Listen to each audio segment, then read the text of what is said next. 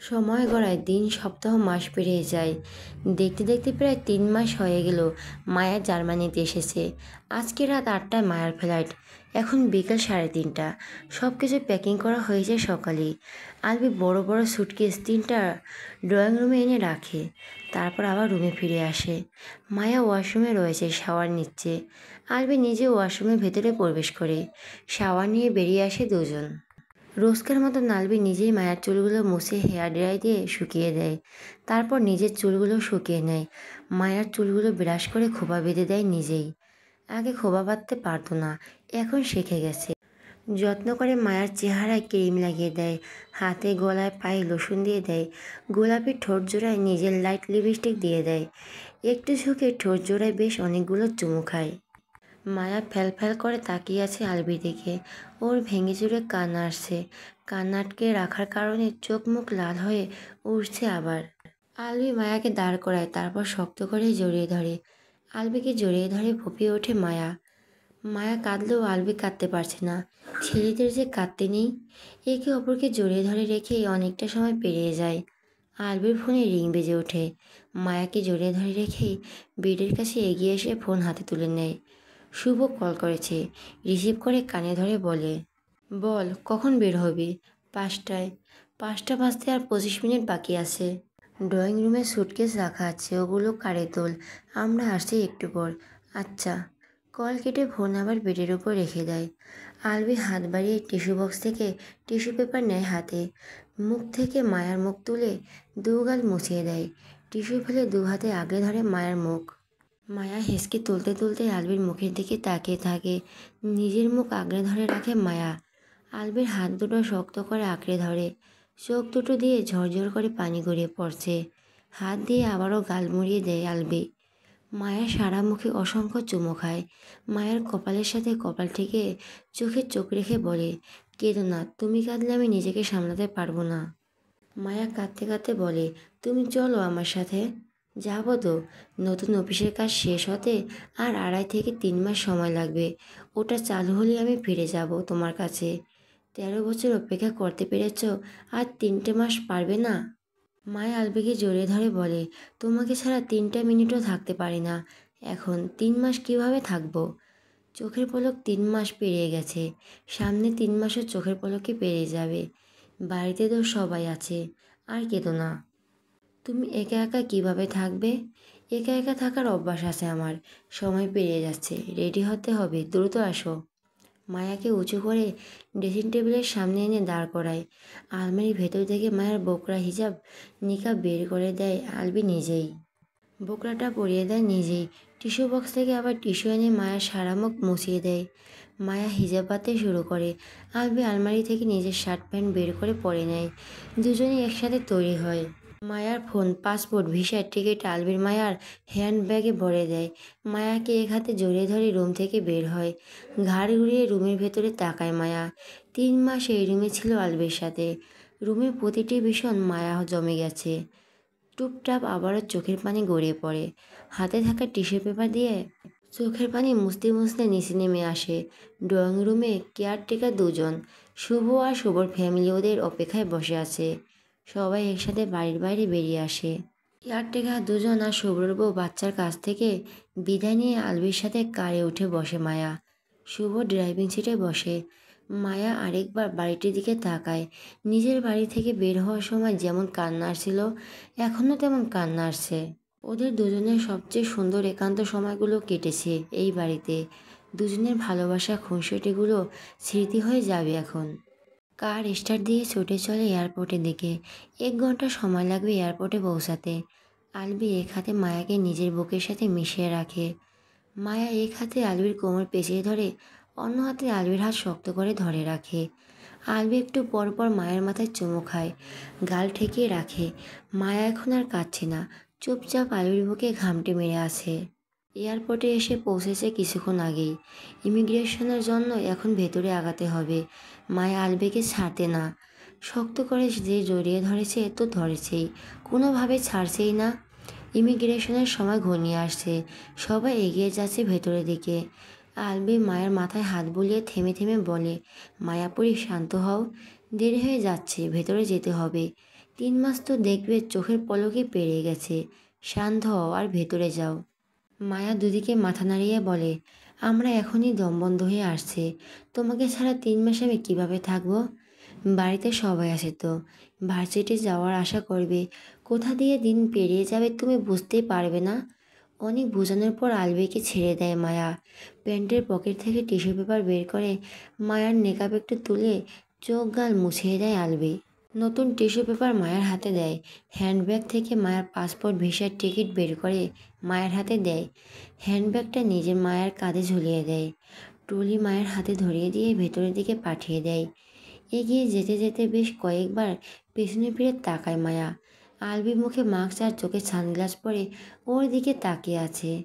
দুদিনেই দুজনের দৃষ্টি সীমানায় বাইরে চলে যায়। 8টার পর আলবির চোখ মুছতে মুছতে এয়ারপোর্টের ভেতর থেকে বেরিয়ে আসে। পার্কিংয়ে দাঁড়িয়ে আছে শুভ। শুভকে দেখে সানগ্লাস আবার পরে নেয় আলবি। শুভ কারের ডোর খুলে দেয়। আলবি মুখে কিছু না বলে হাত দিয়ে পেছনের ডোর খুলে দিতে বলে। শুভ পেছনের ডোর খুলে দিতেই কোনো কথা না বলে সোজা কারে উঠে বসে আলবি। শুভ নিজেও কিছু না বলে ড্রাইভিং সিটে বসে কার স্টার্ট দেয়। আলবি মাহিবের ফোনে মেসেজ পাঠিয়ে দেয়, মায়ের ফ্লাইট টেক আপ করেছে। প্লেন ফ্লাই করার পরেই আলবি এয়ারপোর্ট থেকে বেরিয়ে এসেছে। যতক্ষণ মায়া এদেশের মাটিতে ছিল ততক্ষণ আলবি আগের মতোই দাঁড়িয়েছিল। প্লেন ফ্লাই করার পরেই বাইরে বেরিয়ে এসেছে। কার গেট পেরিয়ে ভেতরে প্রবেশ করে। আলবি কার থেকে নেমে সোজা বাড়ির ভেতরে প্রবেশ করে। কোনো দিকে না তাকিয়ে নিজের রুমে এসে ডোর লক করে দেয়। মায়াহীন রুমের চারদিকে নজর বুলিয়ে হাঁটু মুড়ে বসে পড়ে ফ্লোরে। এতক্ষণ ধরে আটকে রাখা কান্না এখন আর কোনোভাবে আটকে রাখতে পারে না। মায়ার নাম ধরে ডাকতে ডাকতে দু হাতে মুখ ঢেকে ঝরঝর করে কেঁদে ওঠে। আজকের মতো এত কষ্ট এ জীবনে বোধহয় আর অনুভব হয়নি। এত কষ্ট হচ্ছে যে ওর জান বেড়ে যেতে চাইছে। ভেতরটা ফেটে যাচ্ছে অনেক কষ্টে। এ দেখো নিজেকে শান্ত রেখেছিল শুভর সামনে। দুপুর 1টার পর নিজের পরিবারের সাথে দেখা হয় মায়ার। মাহিন, মায়ার আলতাফ মাহবুব, আহনাব মাহবুব এসেছে মায়াকে নেওয়ার জন্য। মায়া এগিয়ে এসে বাবাকে জড়িয়ে ধরে। কে কেমন আছে জিজ্ঞেস করে। কুশল বিনিময় শেষ হতেই মাহিরের ফোনে রিং বেজে ওঠে। আলবি ভিডিও কল করেছে।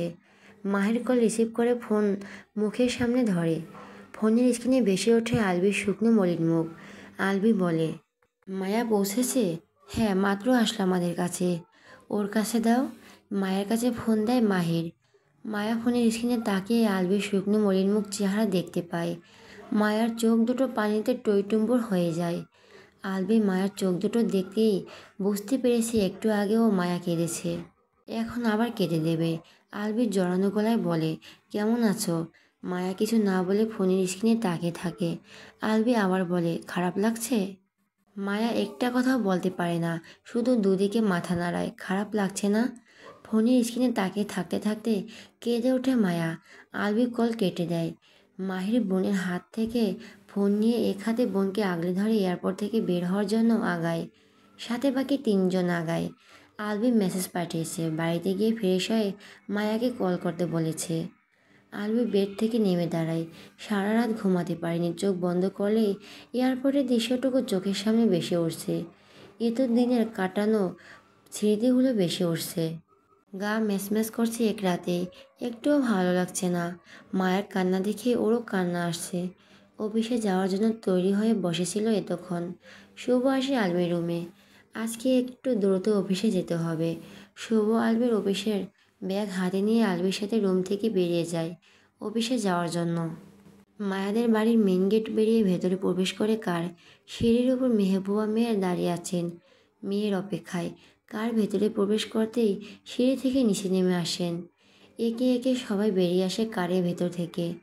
মায়া মাকে দেখে দ্রুত এসে জড়িয়ে ধরে। কারের শব্দ পেয়ে বাড়ির ভেতর থেকে বাকিরাও বেরিয়ে আসে। বাইরে দাঁড়িয়ে সকলের সাথে কথা বলে। মান্তাসাকে কোলে তুলে নিয়ে সকলের সাথে ভেতরে প্রবেশ করে মায়া। সোফায় এসে বসে সবাই। মায়া আক্তার মায়ার জন্য শরবত বানিয়ে নিয়ে আসে। শরবত খেয়ে সকলের সাথে আরও কিছু সময় কাটিয়ে রুমের দিকে এগিয়ে যায়। রুমে এসে বোকরা হিজাব খুলে শুয়ে পড়ে বেডে। ভীষণ ক্লান্ত লাগছে এখন। মেহবুবা মেহের মায়াকে ডেকে বলেন, ফ্রেশ হয়ে খাবার খেয়ে শুয়ে থাক। ভালো লাগছে না আম্মু, পরে খাবো। তোমরা সবাই খেয়ে ওঠো। তোকে রেখে কেউ খাবে? তুই উঠে হাত মুখ ধুয়ে ফ্রেশ হয়ে আয়। আমি তোর জন্য খাবার রুমে নিয়ে আসছি। ক্লান্ত মায়া উল্টো পাশ ফিরে শুয়ে বলে, 1 ঘন্টা পর নিচে যাব, একটু এখন শুয়ে থাকে। মেহবুবা মেহের বসে রইলেন মেয়ের পাশে, হাত বাড়িয়ে মেয়ের মাথায় হাত বুলিয়ে দেন। মায়ার ফোন বেজে ওঠে। মেহবুবা মেহের মায়ের ব্যাগ থেকে ফোন বের করে দেখেন আলবি হোয়াটসঅ্যাপে কল করেছে। ফোন মায়ের হাতে দিয়ে রুম থেকে বেরিয়ে যান। মায়া কল রিসিভ করে। দুজনের মুখ শুকনো মলিন, কেউ কোনো কথা না বলে একে অপরের মুখের দিকে তাকিয়ে থাকে। মায়ার চোখ বেয়ে টপ টপ করে পানি গড়িয়ে পড়তে শুরু করে। অল্প কিছু সময় পার হতেই ফুপিয়ে ফুপিয়ে কাঁদতে শুরু করে। আলবি ফোনের স্ক্রিনে হাত বুলায়, কিন্তু মায়াকে ছুঁতে পারে না, আর না পারে মায়ার চোখের পানি মুছে দিতে। আলবির চোখ বেয়ে পানি গড়িয়ে পড়ে। টেবিলের উপর ফোন রেখে টিস্যু দিয়ে দ্রুত চোখের পানি মুছে নেয়। লম্বা লম্বা শ্বাস টেনে নিয়ে পানি খায়, তারপর আবার ফোনের মুখের সামনে ধরে। মায়া কান্না বেড়ে গেছে। আলবি নিজেকে স্বাভাবিক দেখানোর চেষ্টা করে বলে, একা একা না থেকে সকলের মাঝে বসে থাকো, তাহলে ভালো লাগবে। মায়া বলে না কিছু। শোয়া থেকে ওঠো, উঠে ফ্রেশ হয়ে খাবার খাও, খেয়ে সকলের সাথে সময় কাটাও। এভাবে একা একা থাকলে কেটে কেটে অসুস্থ হয়ে পড়বে। মায়া তবুও কিছু বলে না। আলবির টিস্যু দিয়ে আবার চোখ মুখ মুছে নিয়ে বসা থেকে উঠে দাঁড়ায়। আমার মিটিং আছে, পরে কল করব আবার। উঠে ফ্রেশ হয়ে খাবার খাও। আবার কল করে যেন না দেখি এভাবে শুয়ে আছো একা একা। যাও মায়াপরি, কাঁদে না আর। তুমি কাঁদলে কিন্তু আমিও কেঁদে দেব। পুরো ফ্যামিলিকে কাছে পেয়েও কাঁদছো, আর আমি এখানে একা একা থেকেও কাঁদছি না। মায়া কান্না গিলে থেমে থেমে বলে, কাঁদছো না তাহলে চোখ মুখ এমন কেন? বউয়ের কান্না দেখে কি আমি হাসবো? 24 ঘন্টাও হয়নি তোমার কাছ থেকে এসেছি। আমার মনে হচ্ছে কয়েক বছর ধরে তোমার কাছ থেকে দূরে রয়েছি। সকলের কাছে গিয়ে বসো, তাহলে আর এমন মনে হবে না। রাখছি, মিটিং শেষ করে কল করব আবার। আলবি কল কেটে দেয়। মায়া ফোনের ওয়ালপেপারে থাকা আলবির ফটোর দিকে তাকিয়ে থাকে এক দৃষ্টিতে। দু চোখ বেয়ে ঝরঝর করে পানি গড়িয়ে পড়তে শুরু করে আবার। কেমন দম বন্ধ হয়ে আসছে, অস্থির লাগছে। বারবার আলবির কাছে ফিরে যেতে ইচ্ছে করছে। প্রিয় মানুষটার কাছ থেকে থাকা এত কষ্টদায়ক কেন? শাওয়ার নিয়ে ফ্রেশ হয়ে নিচে নেমে আসে মায়া। ওকে দেখে সবাই ওর দিকে তাকায়। ওর জন্য এখনও না খেয়ে বসে আছে সবাই। সকলের সাথে ডাইনিং টেবিলে খাবার খেতে বসে মায়া। খাবার মুখে দেওয়ার সময় মনে পড়ে আলবি সকালে খেয়েছে। জিজ্ঞেস তো করলো না খেয়েছে নাকি। খায়নি বোধ হয়। খেলে চোখ মুখ অমন শুকনো শুকনো লাগতো না। মায়ের গলা দিয়ে আর খাবার নামতে চায় না। মেহবুবা মেহের মায়ের মাথায় হাত বুলিয়ে বলেন, রান্না ভালো হয়নি? মায়া ভাত মুখে পুরে বলে, না রান্না মজা হয়েছে। খাচ্ছিস না কেন তাহলে? এত রাস্তা জার্নি করেছি তো, তাই ভালো লাগছে না। ঘুম পাচ্ছে এখন, সারা রাত ঘুমাতে পারিনি। খাবার খেয়ে রুমে গিয়ে ঘুমা, তাহলে ভালো লাগবে। হুম। প্লেটের অর্ধেক খাবার খেয়ে আর খায় না মায়া। হাত ধুয়ে পানি খেয়ে সোফায় এসে বসে মান্তাসার পাশে। মান্তাসা মাংস খাচ্ছে, ছোট ছোট দাঁত দিয়ে ছিঁড়ে ছিঁড়ে। হাতের মুঠোয় থাকা মাংসের টুকরো মায়ের মুখে দিয়ে বাড়িয়ে দিয়ে বলে, খাও। আমি তো খেয়ে আসলাম, তুমি খাও এখন। ছোট আব্বু কই, নিয়ে আসতনি? তোমার ছোট আব্বু কয়দিন পরে আসবে। কেন? ছোট আব্বুর কাজ আছে তো তাই। ছোট আব্বু কত মনে পড়ে, আব্বুর কথা অনেক মনে পড়ে। কথাগুলো শেষ হতে মান্তাসার চোখ দুটো পানিতে টইটুম্বুর হয়ে যায়। মায়া কোলে তুলে বুকে জড়িয়ে ধরে মান্তাসাকে। সানজিদা বলে, ভাইয়ের কথা বলতে গিয়েই ও কয়েকদিন কেঁদে ভাসিয়েছে, এখন বলতে বলতে কেঁদে দেয়। এখন তোমার ভাইয়ের কাছে গেলেও বারবার বলে, আব্বু ছোট আব্বু কাছে যাব, আমার ছোট আব্বুর কাছে নিয়ে চলো। তোমাকেও অতবার মনে করেনি যতবার ভাইয়ার কথা মনে করে কাঁদে। মায়া মনে মনে বলে, ও জাদু জানে ভাবি, কিভাবে নিজের মায়া আটকে রাখতে হয় খুব ভালো করেই জানে। ওর চোখে মুখে জাদু আছে, ও পুরোটাই জাদু।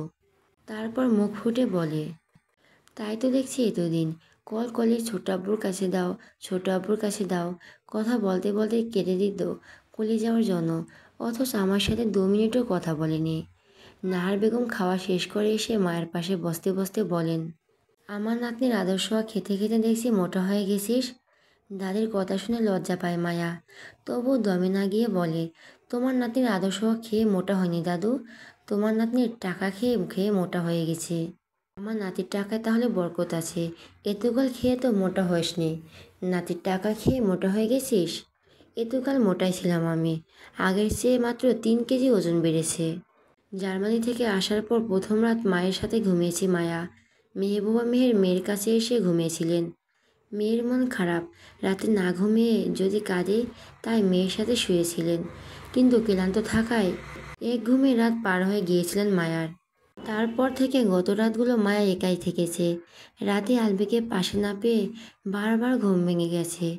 ঘুম থেকে উঠে মাঝরাতে বালিশে মুখ গুজে গুমড়ে গুমড়ে কেঁদেছে আলবির জন্য।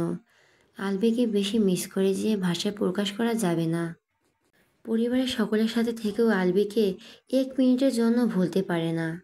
আলবিকে ঠিক কতটা মিস করে মায়া নিজেও বুঝতে পারে না। আলবিকে ছাড়া রাতটা সবচেয়ে কঠিন লাগে মায়ার কাছে। এই রাত কেন আসে? মায়া খাওয়া দাওয়া সেরে 10টায় আলবির রুমে চলে আসে, যেটা এখন ওর রুম।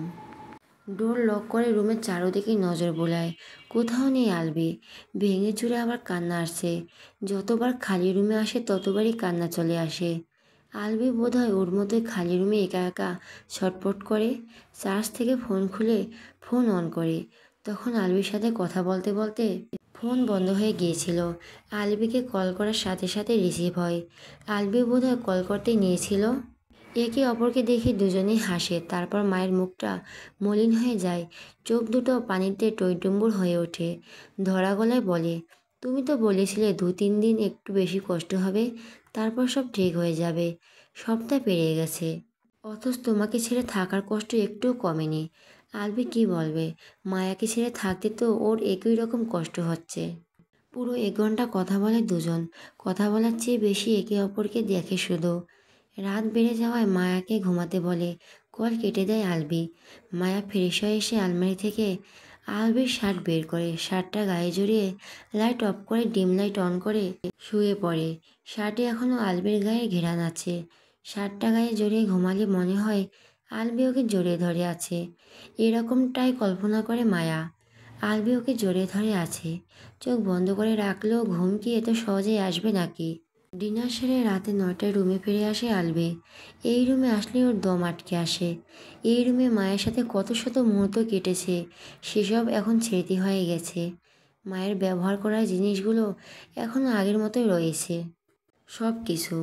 ফ্রেশ হয়ে এসে শুয়ে পড়ে, তবে ঘুম ওর ধারে কাছেও নেই। অস্থির হয়ে শোয়া থেকে উঠে বসে, গায়ের টি শার্ট খুলে ছুঁড়ে ফেলে ফ্লোরে।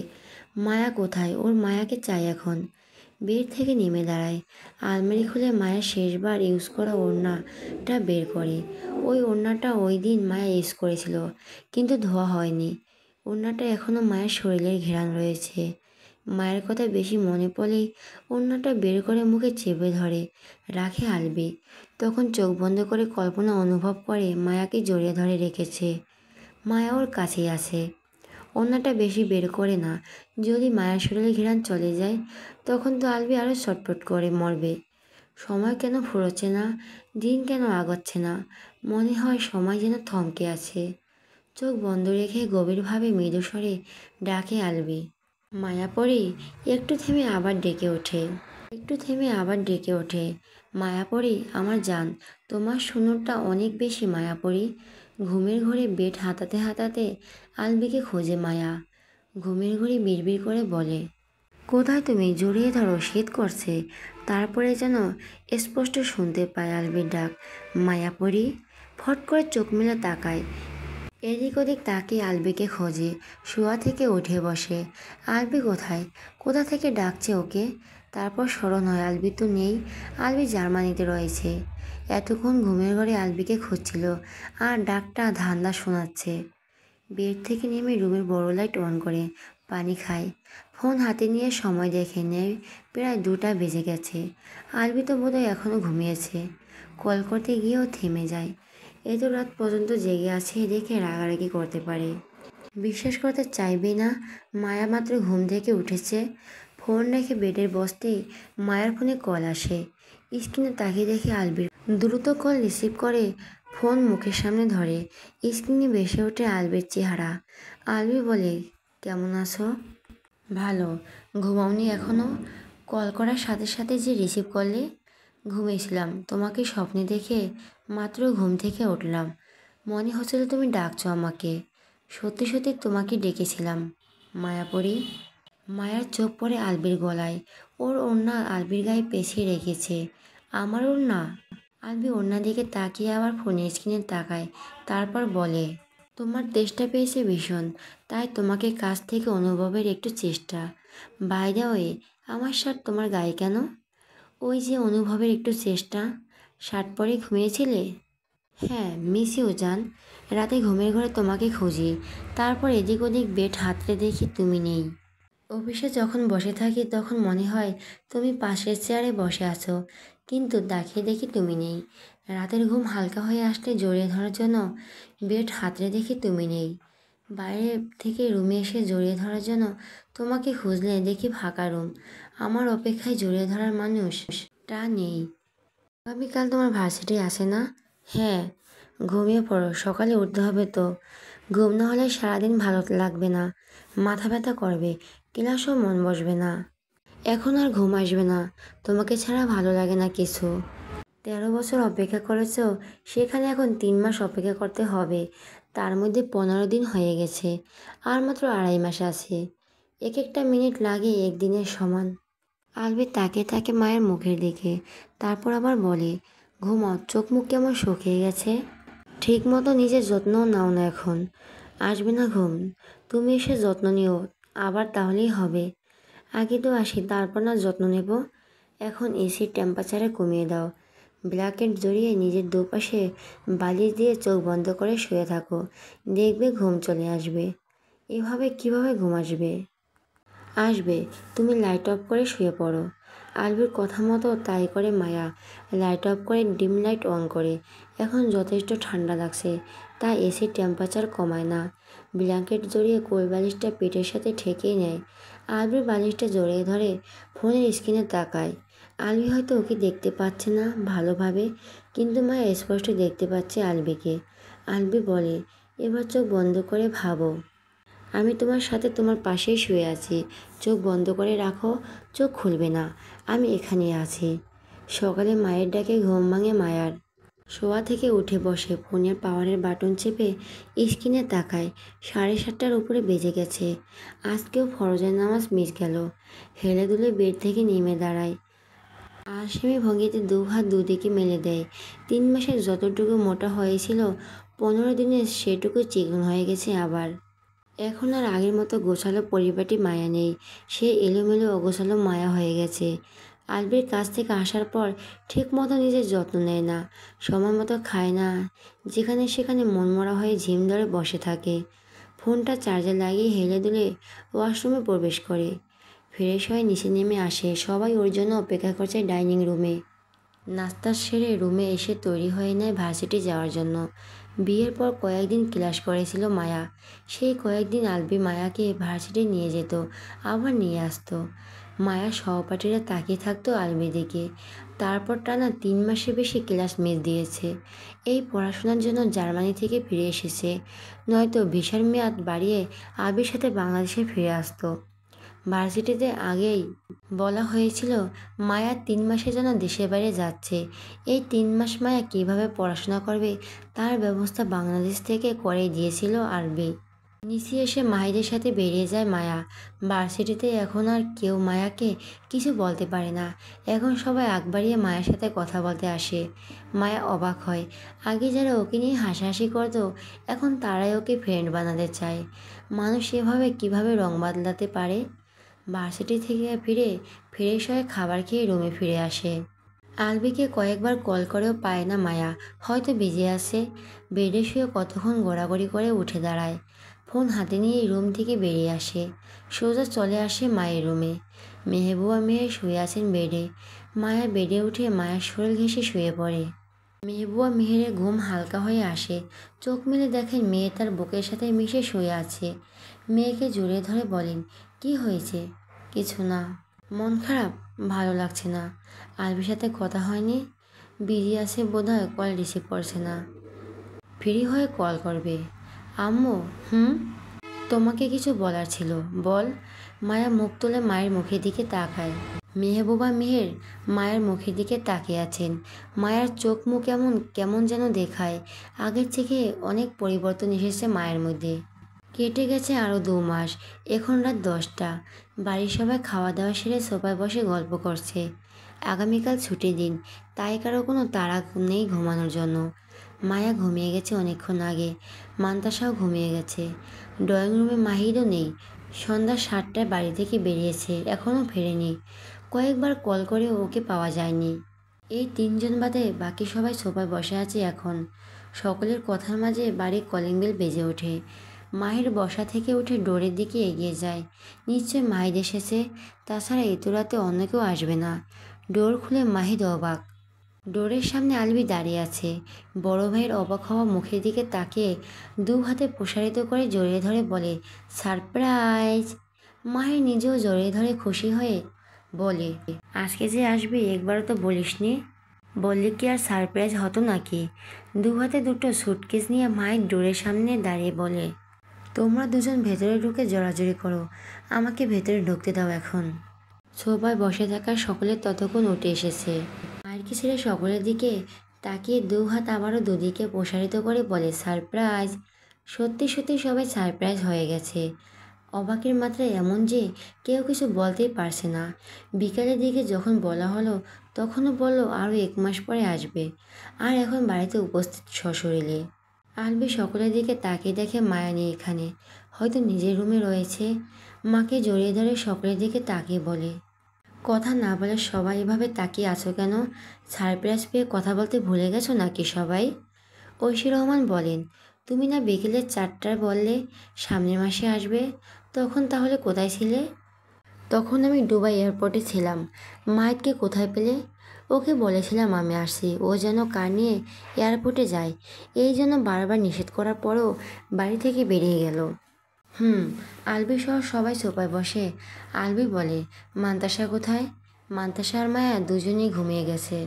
আলবি বলে, মায়া এত ভালো কিভাবে হলো? আগে তো রাত 1টা 1:30 পর্যন্ত জেগে থাকতো, আর এখন 8:30 9টার মধ্যে ঘুমিয়ে যায়। আশ্চর্যের ব্যাপার স্যাপার। সবাই একে অপরের মুখের দিকে তাকায়। আলবি ওদের কাহিনী বুঝতে না পেরে নিজেও সকলের মুখের দিকে তাকাতাকি করে। স্বভাবসুলভ কপাল ভরে কুঁচকে বলে, একে অপরের মুখের দিকে কি দেখছো সকলে? আলতাফ মাহমুদ বলেন, মায়ের সাথে দেখা করে আসো আগে। তোমাকে হঠাৎ দেখে খুশিতে আত্মহারা হয়ে অজ্ঞানও হয়ে যেতে পারে। So be careful. Albi sofa থেকে উঠে দাঁড়ায়। মাহিদ এসে সোফার পাশে আরও দুটো সুটকেস রাখে। বড় বড় 4টা সুটকেস দেখে আহনাফ মাহমুদ বলেন, এ তো কী নিয়ে এসেছো এগুলোর মধ্যে?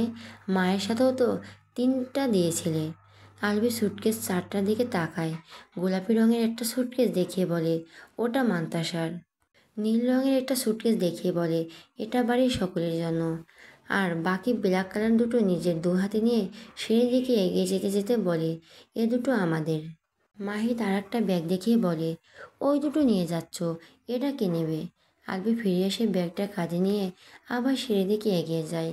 এই ব্যাগের মধ্যে ওর ল্যাপটপ, পেপার সহ আরও অনেক কিছু আছে। একটা একটা করে সুটকেস দুটো উপরে তুলে, অনেক ভারী। এই সুটকেসের জন্য আলাদা করে অনেক টাকা খরচ হয়েছে। উপরে এসে সুটকেস দুটো টেনে নিয়ে নিজের রুমের সামনে এসে দাঁড়ায়। ডোর হাতে দিয়ে ঠেলা দিতেই খুলে যায়। ভেতরে ডিম লাইটের নীল আলো জ্বলছে। ভেতরে প্রবেশ করে ডোর লক করে দেয় ভেতর থেকে। সুটকেস ব্যাগ একপাশে রেখে মায়া শিকড়ে এসে দাঁড়ায়। বড় লাইট অন করে দেয়।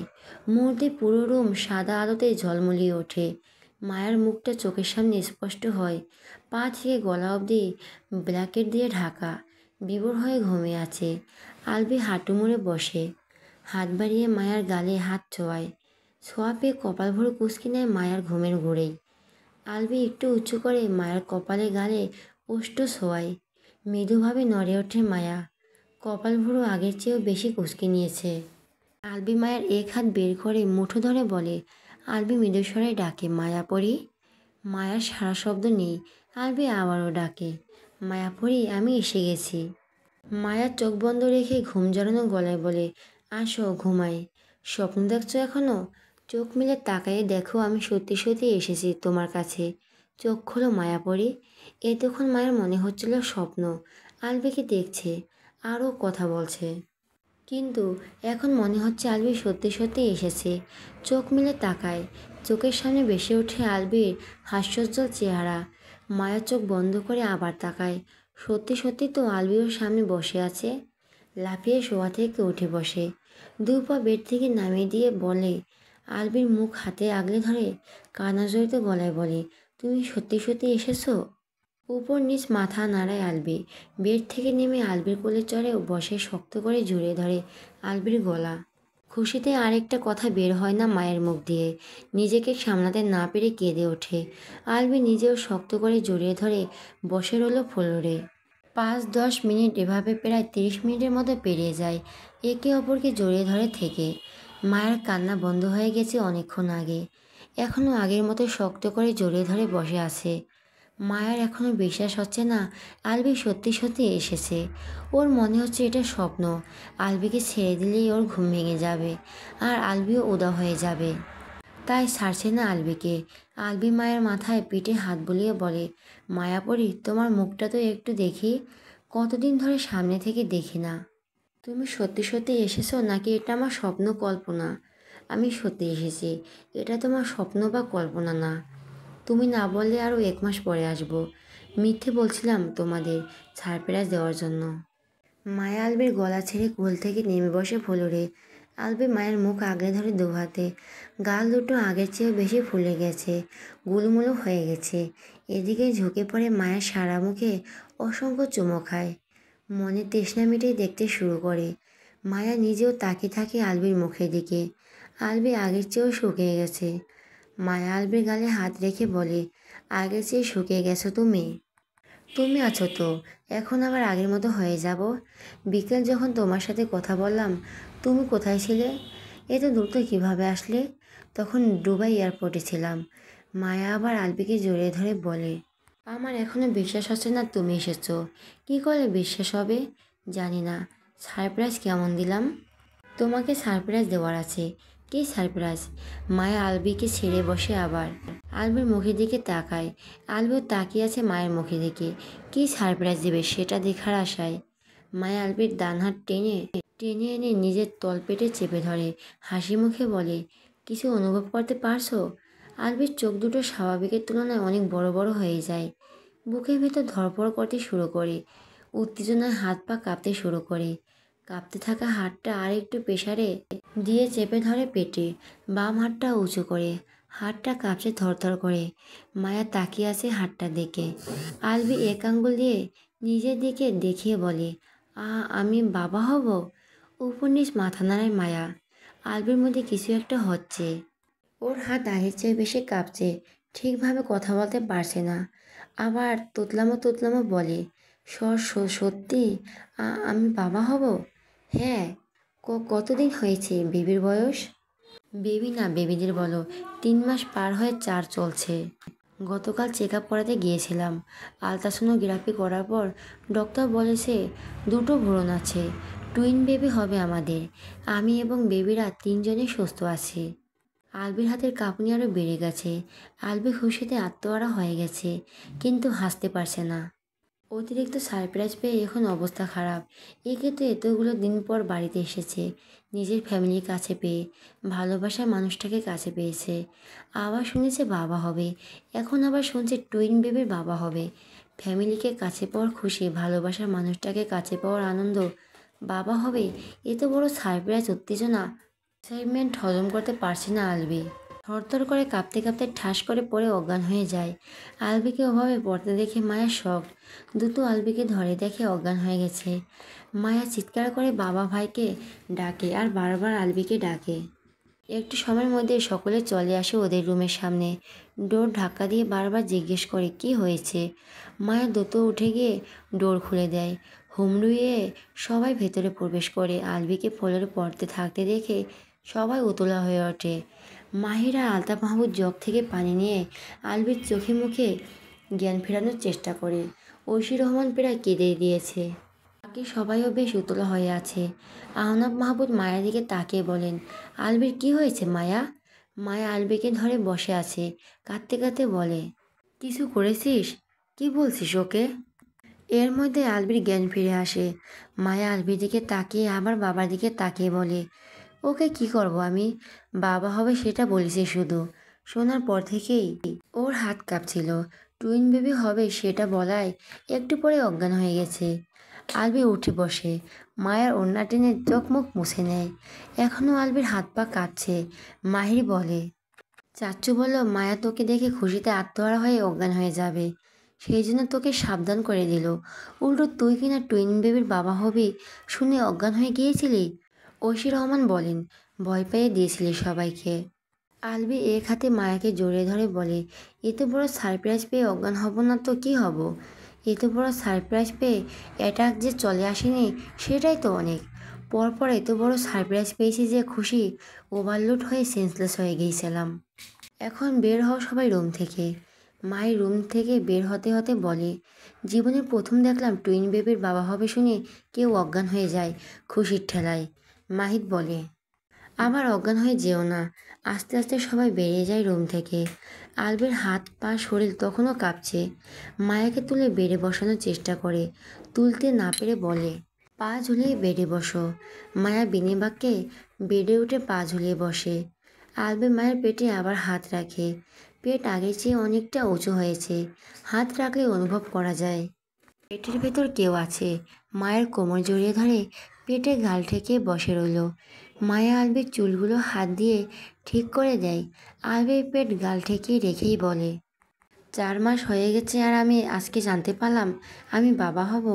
এতদিন কেন বলনি কেউ? যেদিন টেস্ট করেছিলাম সেদিনই বলতে চেয়েছিলাম, কিন্তু পরে আবার ভাবলাম তুমি বাড়িতে আসলে তখন তোমাকে জানাবো। সবাই মিলে তোমাকে সারপ্রাইজ দেবো ভেবেছিলাম। এসেছিলাম সবাইকে সারপ্রাইজ দিতে, উল্টো সবাই মিলে এত বড় সারপ্রাইজ দিলে যে হজম করতে না পেরে সেন্সলেস হয়ে গিয়েছিলাম। মায়া হেসে ওঠে আলবির কথা শুনে।